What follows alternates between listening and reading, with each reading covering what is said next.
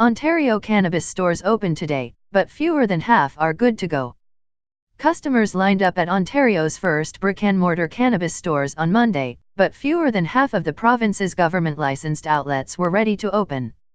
The Progressive Conservative government had planned to have 25 private stores launch on April 1, but some were still working through a lengthy approval process. Premier Doug Ford defended his government's decision to hold a lottery to determine who could apply for store licenses, saying more shops would be opening soon. "Over the next few weeks we'll get it done," he said. "If it means another week or two to get it right, let's do it." Recreational cannabis has so far only been available for purchase legally in Ontario through a government-run website. Other provinces have long had the option to buy legal pot in stores since legalization in October. The Alcohol and Gaming Commission, which is overseeing Ontario's vetting process, said 10 stores were given the green light to open Monday, 3 in Ottawa, 2 in Kingston and 1 each in Toronto, Brampton, Burlington, London, and St. Catharines. In Toronto, Stephanie Chamon was the second person in line outside the Honey Pot Cannabis Co. She said she braved the unseasonal cold from 10 p.m. Sunday to be part of a significant moment. "It's kind of a history in the making kind of thing," said the 20-year-old, noting that shopping in a physical store was much easier than buying pot online. "You can come in right away, pick up what you want, you can smell it." Honey Gorey, owner of the sprawling store, said he got barely an hour's sleep as employees rushed to get ready for the opening. "We have a full house in here," he said. "It's everything we could have asked for."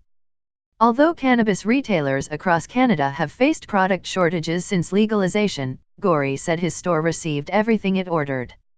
When asked whether he was worried about running out of product in the coming days, he said, "It would depend on customer demand." In Burlington, Art Jacks lined up at 4 a.m. at RELM Cannabis Co., which had about 24 people waiting outside when doors opened. Jacks, 67, who is a medicinal cannabis user, said his overall experience at the store was good, but he felt the prices were too high.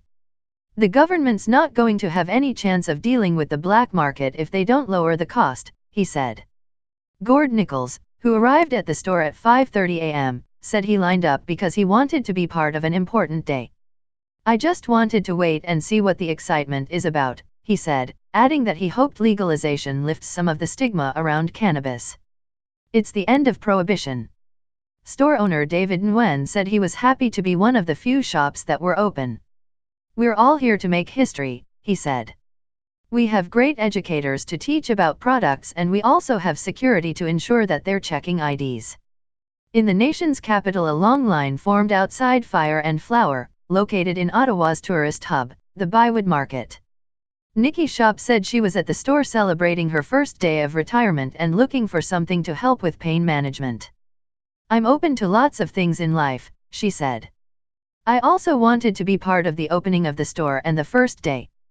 Store owner Michael Patterson said he is confident he will be able to meet customer demand. "Everyone is coming in the door with a big smile and is leaving with an even bigger smile," he said. In Kingston, roughly 500 to 600 customers had come through the Spirit Leaf store by noon, said Darren Bonder, chief executive of the cannabis retail chain that had partnered with the lottery winner who applied for the store license. Bonder said Spirit Leaf was thrilled to work on the store but hoped the next wave of retail licensing was handled differently. "I hope that for the next round of licenses, that AGCO and OCS consult with industry. There's a lot of provinces that did it different ways, so we know what works." Lawyer Karim Assad, who specialized in cannabis cases, said there was much disappointment over the launch of cannabis shops in Ontario. "The way that it rolled out with a lottery that seemed completely arbitrary, no real merit component, it's not surprising that only a handful of stores in an already artificially low number of licenses were able to open," she said. The Tory government had initially said there would be no cap on the number of retail pot shops. But in December, citing national supply issues, the government said it was issuing licenses for just 25 stores.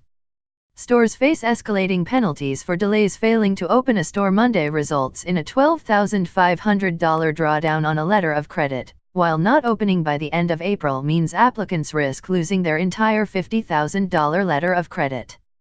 NDP leader Andrea Horwath slammed the government for the delays, saying it had time to put a proper system in place last fall but failed.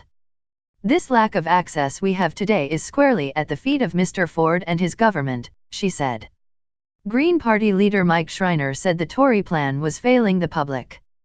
The competition here is between organized crime and private stores, he said.